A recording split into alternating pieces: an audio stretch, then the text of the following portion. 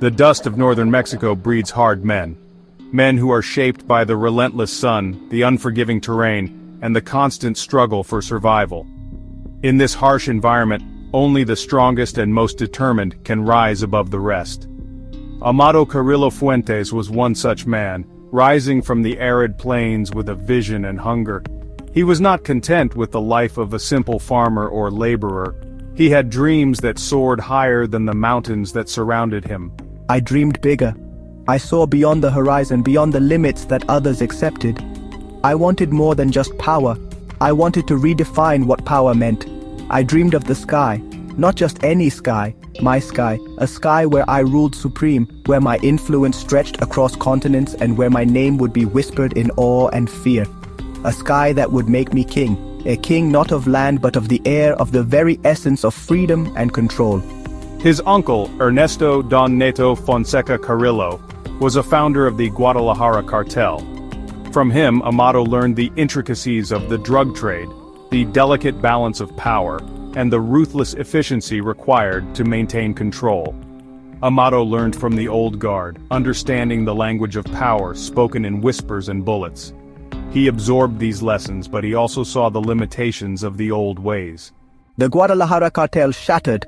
A vacuum appeared. In the chaos I saw opportunity. I saw a chance to build something new, something greater than what had come before. I stepped into the void. I was bold, ruthless. I knew that to succeed, I had to be more than just another cartel leader. I had to innovate, to think beyond the traditional methods. The future of drug trafficking was in the air.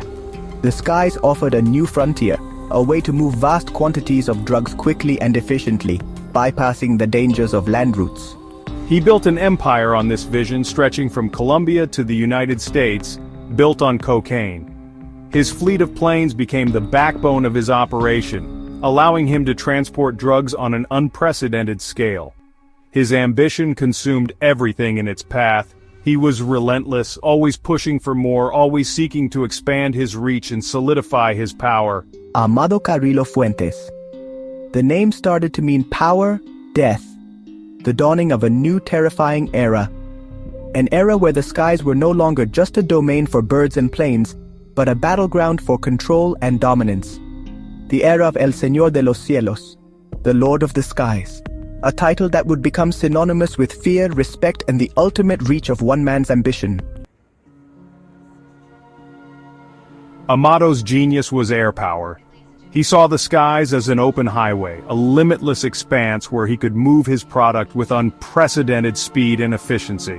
While others were confined to the ground, dealing with border checks and roadblocks, Amado took to the air, soaring above the obstacles that hindered his competitors. He bought Boeing 727s, decommissioned passenger jets, stripped bare, ready for cargo, cocaine.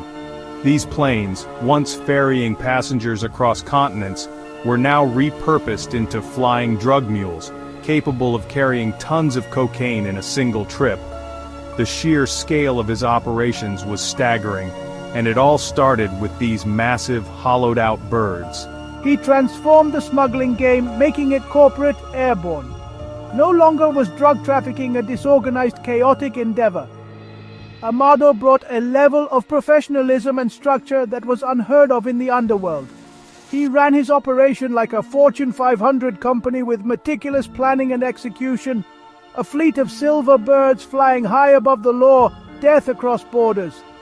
These planes were his knights, crossing international boundaries with impunity, delivering their deadly cargo to every corner of the globe.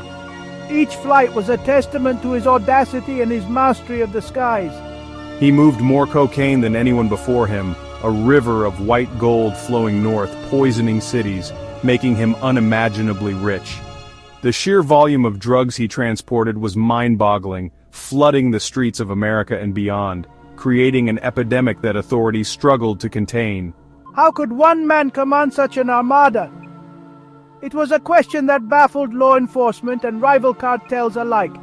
His operation was a well-oiled machine, with every cog and wheel working in perfect harmony to ensure the smooth flow of his illicit goods. He had contacts, protection, from the ground up to the highest levels, Corruption was his shield, and he wielded it with precision. From local law enforcement to high-ranking officials, Amado had a network of allies who ensured his planes could take off and land without interference. Amado's money screamed louder than the engines of his jets. His wealth was astronomical, and he used it to buy loyalty, silence, and power. In the world of drug trafficking, cash was king, and Amado was the undisputed ruler. Each flight was a gamble, but the payoff was immense. The risks were high, but so were the rewards. Every successful trip meant millions of dollars in profit, fueling his empire and expanding his reach. He controlled the routes, the supply, becoming the primary transporter for the Colombian cartels. His dominance in the air made him an invaluable asset to the cartels, who relied on his expertise to move their product efficiently and securely. Amado Carrillo Fuentes, the undisputed king of the air.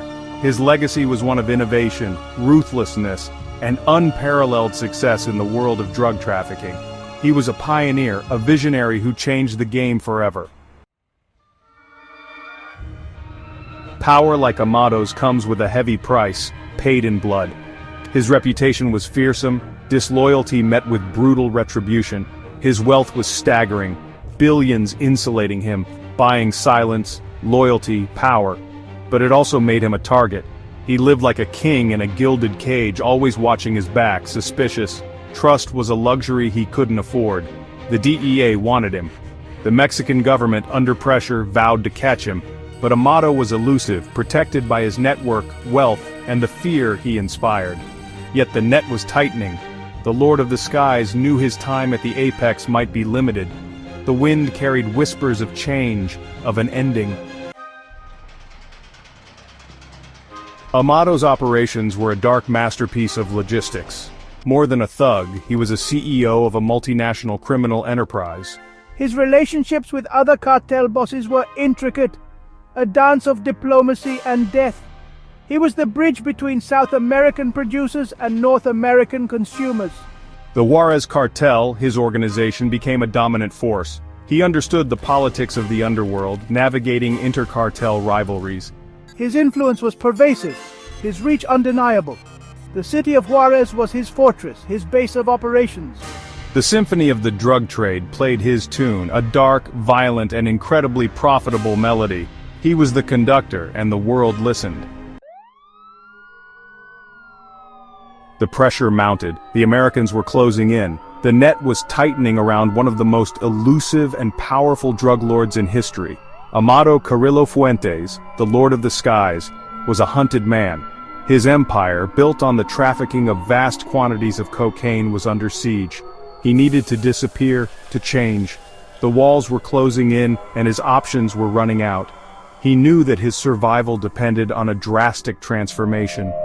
He decided on a drastic measure: full-body liposuction, extensive plastic surgery. It was a gamble, a high-stakes bet on a new identity. In July 1997, he checked into a clinic in Mexico City under an assumed name. The clinic was discreet, known for its ability to keep secrets. The operation was long, complex, dangerous. Surgeons worked meticulously, knowing the high-profile nature of their patient. Something went wrong. Amado Carrillo Fuentes never woke up. The man who had evaded capture for so long met his end on an operating table. His reign ended not with a bang, but silently, clinically, on an operating table. The silence of the operating room was a stark contrast to the chaos of his life. The news sent shockwaves through the underworld. The Lord of the Skies was no more, and his empire began to crumble. His death remained shrouded in mystery. Whispers of conspiracy and betrayal filled the air. Was it truly a medical accident, or was he betrayed? Theories abound, but the truth remains elusive. The truth, like so much in the narco world, is buried deep. Hidden beneath layers of deception, it may never fully come to light. As one lord fell, another endured. Ismael El Mayo Zambada Garcia, a different kind of king. No fleet of jets, no flamboyant displays of wealth. While Amado soared through the skies, I walked the earth. My strategy was simple and brutally effective. Stay low, stay hidden, avoid the spotlight. He was a farmer before a trafficker, understanding the land, its secrets, its people. He rose through the ranks of the Sinaloa cartel. I was the constant, the anchor, the unseen hand guiding the cartel's destiny. My power was rooted in loyalty, fear, and a deep understanding of my environment. El Mayo, the man who could not be caught, the ultimate survivor. For decades, El Mayo Zambada evaded capture, a phantom in the mountains. While other capos fell, El Mayo endured. He rarely ventured into cities, never used traceable phones, communicated through trusted envoys. He allegedly underwent plastic surgery for anonymity. There are few confirmed photographs of him. He was a ghost, a rumor, a boogeyman for law enforcement. His control over the Sinaloa cartel was absolute. Even with partners like El Chapo in and out of prison, El Mayo provided stability. The Mexican military hunted him. The DEA offered millions for his capture, but he always seemed one step ahead, too well hidden, too well protected. Imagine a map, not of roads or cities, but of terror. Red lines snaking north, drug routes carved by men like Amado and El Mayo. Picture archival footage, a military raid, gunfire erupts, bodies fall, or a news report, officials behind a table piled high with cocaine. The human cost is etched onto these landscapes. Towns hollowed out by addiction, communities terrorized by sicarios, families torn apart by loss. The operations of Amado and El Mayo changed Mexico. They challenged the state, corrupted institutions, fueled a war that continues to rage. The landscapes they dominated are forever scarred, bearing witness to the brutality, the greed, the reign of the narco lords. Amado Carrillo Fuentes craved the sky, recognition. His power was flamboyant, a fleet of jets, mountains of cash. Ismael El Mayo Zambada sought the earth, the hidden paths. His power was in his invisibility, a whisper in the mountains. Two kings, two vastly different styles. Amado, the meteor, blazing brightly, burning out quickly. El Mayo, the ancient tree, roots deep in the earth. One sought to conquer the sky, the other to become part of the landscape itself. Yet both men dealt in the same currency: fear, violence, corruption. Amado's jets carried death. El Mayo's hidden routes delivered poison. One was a public spectacle, the other a clandestine force. The legacy of Amado Carrillo Fuentes is a chilling ballad of power, greed, a spectacular rise, and a mysterious fall. El Mayo Zambada's legacy is different, a testament to survival, adaptability, the deep roots of organized crime. The human cost of their reigns is immeasurable. Countless lives lost, families destroyed, communities ravaged by violence and addiction. The wealth they accumulated was built on a foundation of pain, despair. This is their truest, darkest legacy. Amado and El Mayo, two faces of the same monstrous entity. Their reigns cast long, dark shadows, echoes of their power and violence lingering in the blood-stained dust of Mexico and beyond.